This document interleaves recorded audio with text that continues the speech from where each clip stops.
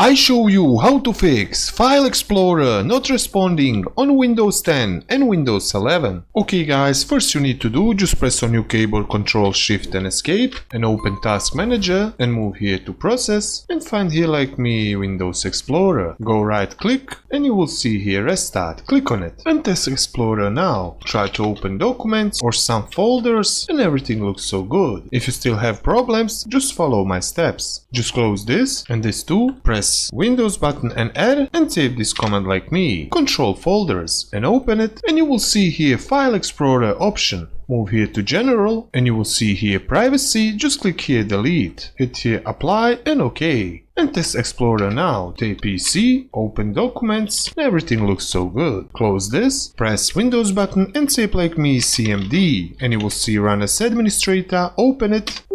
And go yes, and save this command like me, sfc/scan now, and hit enter and wait for this.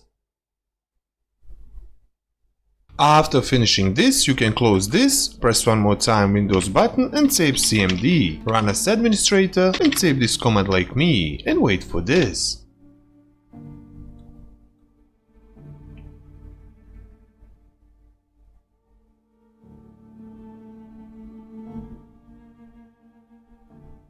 After finishing this, you will see 100%, just close this and restart your PC. After restarting PC, test File Explorer, press Windows button and save my computer and everything looks so fine. After that, close this. And that's it all guys for this video, how to fix File Explorer not responding on Windows 10 and 11. If you find this guide useful, like and subscribe to the channel and I see you in the next video.